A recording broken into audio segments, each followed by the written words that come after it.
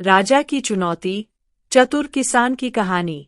एक बार की बात है, एक समृद्ध राज्य में, जिस पर एक बुद्धिमान लेकिन घमंडी राजा का शासन था, एक विनम्र किसान था जो अपनी बुद्धि और चतुराई के लिए दूर दूर तक जाना जाता था। राजन नाम का किसान राज्य के बाहरी इलाके में एक छोटे से गांव में रहता था। वह अपनी जमीन पर कड़ी मेहनत करता था, लेकिन यह उसकी तेज बुद्धि और समस्या समाधान की क्षमता थी जिसने उसे अपने साथी ग्रामीणों का सम्मान दिलाया था।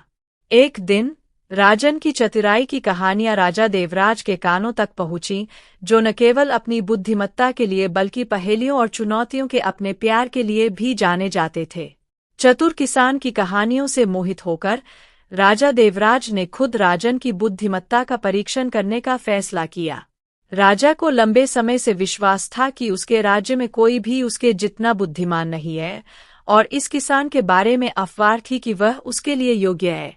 मैं इस किसान को अपने दरबार में बुलाऊंगा, राजा ने घोषणा की। अगर वह मेरी 3 पहेलियों को हल कर सकता है तो मैं उसे बहुत इनाम दूंगा, लेकिन अगर वह असफल हो जाता है तो वह मेरे महल में एक मामूली नौकर के रूप में काम करेगा।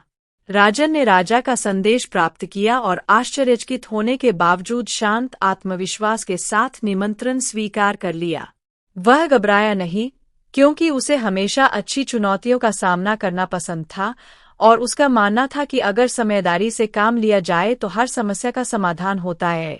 जब राजन भव्य महल में पहुंचे तो उनका बहुत धूमधाम और समारोह के साथ स्वागत किया गया। हालांकि राजा ने उन्हें जिज्ञासा और गर्व के साथ देखा। तो आप वही चतुर किसान हैं जिसके बारे में मैंने बहुत सुना है, राजा ने अपने सुनहरे सिंहासन पर बैठे हुए कहा। हाँ महाराज, राजन ने गहराई से झुकते हुए उत्तर दिया। मैं यहाँ आकर सम्मानित महसूस कर रहा हूँ। राजा मुस्कुराए, लेकिन उनकी आंखों में चुनौती की चमक थी। तो चलिए शुरू करते हैं। अगर तुम इन 3 पहेलियों को हल कर सकते हो तो मैं तुम्हें धन, भूमि और मेरे दरबार में सम्मान का पद दूंगा। लेकिन याद रखना, अगर तुम असफल हो गए तो तुम एक नौकर के रूप में मेरी सेवा करोगे। राजा की चेतावनी से विचलित हुए बिना राजन ने सिर हिलाया। मैं आपकी चुनौती स्वीकार करता हूँ महाराज। राजा ने धीरे धीरे और सावधानी से बोलते हुए पहली पहेली शुरू की। क्या ऐसी नाजुक चीज है जो उसका नाम बोलने से भी टूट सकती है? सभा में सब चुप हो गए और सभी यह देखने के लिए इंतजार कर रहे थे कि किसान क्या जवाब देगा। राजन ने एक पल सोचा, उसकी आंखें शांत और केंद्रित थीं। फिर एक मुस्कान के साथ उसने कहा, महाराज, इसका जवाब मौन है। अगर आप बोलते हैं तो मौन टूट जाता है। राजा ने प्रभावित होते हुए सिर हिलाया, लेकिन आश्चर्यचकित नहीं। आप सही कह रहे हैं, उन्होंने कहा, हालांकि उन्हें अभी भी विश्वास था कि उनकी अगली पहेली किसान को परेशान कर देगी। यह दूसरी पहेली है। यह सुबह 4 पैरों पर, दोपहर में 2 पैरों पर और शाम को 3 पैरों पर चलता है। यह क्या है? राजन का चेहरा पर चांद से चमक उठा। उसने यह प्राचीन पहेली पहले भी सुनी थी। वह महाराज मनुष्य है। एक शिशु के रूप में वह अपने जीवन की सुबह में 4 पैरों पर रेंगता है। एक वयस्क के रूप में वह अपने जीवन की ऊंचाई पर 2 पैरों पर चलता है, और बुढ़ापे में वह एक बेंत के सहारे चलता है, जिससे उसके 3 पैर बन जाते हैं। राजा की अभिव्यक्ति एक पल के लिए लड़खड़ा गई। उसने उम्मीद नहीं की थी कि किसान इतनी जल्दी जवाब देगा। दरबारी आश्चर्य में बुदबुदाए, लेकिन राजा शांत रहा। उसके पास अभी भी एक और पहेली थी, और यह सबसे कठिन थी।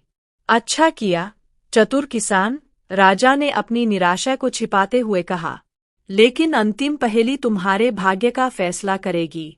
ध्यान से सुनो। राजा आगे झुका, उसकी आवाज धीमी और चुनौतीपूर्ण थी। मैं कुछ ऐसा हूं जिसे तुम कभी नहीं छू सकते, लेकिन तुम मुझे देख सकते हो।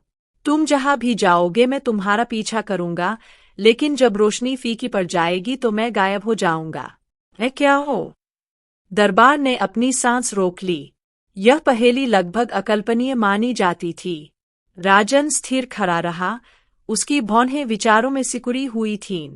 वह गहन चिंतन में आगे पीछे घूम रहा था, जबकि दरबारी उत्सुकता से देख रहे थे। राजा को यकीन था कि उसने आखिरकार किसान के लिए बहुत मुश्किल पहेली खोज ली है। वह विजय मुस्कान के साथ अपने सिंहासन पर वापस झुक गया। कुछ क्षणों के बाद राजन ने टहलना बंद कर दिया। वह राजा की ओर मुड़ा, उसका चेहरा समझ से चमक रहा था। महाराज, उत्तर व्यक्ति की छाया है। यह हर जगह व्यक्ति का पीछा करती है, लेकिन अंधेरे में गायब हो जाती है। राजा की मुस्कान गायब हो गई, उसकी जगह अविश्वास ने ले ली। राजन ने यह कर दिखाया था, उसने तीनों पहेलियों को हल कर दिया था। दरबार में विस्मय और प्रशंसा की फुसफुसाहट फूट पड़ी। राजा देवराज हालांकि निराश थे, लेकिन अपने वचन के पक्के थे। वह अपने सिंहासन से उठे और किसान को संबोधित किया। तुमने मुझे हरा दिया, राजन। तुम वास्तव में उतने ही चतुर हो जितना कि वे कहते हैं। मैंने एक वादा किया था और मैं इसे निभाऊंगा। आज से तुम्हें भूमि, धन और मेरी शाही परिषद में एक सीट दी जाएगी। तुम्हारी बुद्धि राज्य के लिए बहुत उपयोगी होगी। राजन ने विनम्रतापूर्वक सिर झुकाया। आपकी और लोगों की सेवा करना सम्मान की बात है। अपने वचन के अनुसार राजा देवराज ने राजन को विशाल भूमि और धन से पुरस्कृत किया। लेकिन इससे भी महत्वपूर्ण बात यह है कि उन्होंने चतुर किसान को अपना सबसे भरोसेमंद सलाहकार बनने के लिए आमंत्रित किया। राजन की बुद्धि और व्यावहारिक ज्ञान ने राज्य में बहुत समृद्धि ला दी, और जल्द ही पड़ोसी शासक भी उसकी सलाह लेने लगे। राज्य के लोगों ने राजन के उत्थान का जश्न मनाया, क्योंकि वे जानते थे कि वह एक ऐसा व्यक्ति था जिसने कड़ी मेहनत, विनम्रता और बुद्धिमत्ता के माध्यम से अपना पद अर्जित किया था। और राजा के लिए, हालांकि वह चतुराई से पराजित हो गया था, लेकिन उसने राजन की सलाह को किसी भी धन या शक्ति से अधिक महत्व दिया।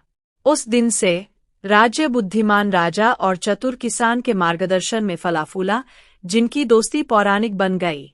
और इस तरह राजा की चुनौती और किसान की बुद्धि की कहानी पीढ़ियों से चली आ रही है, एक अनुस्मारक की सच्ची बुद्धि शक्ति या स्थिति से नहीं, बल्कि एक तेज दिमाग और विनम्र दिल से आती है।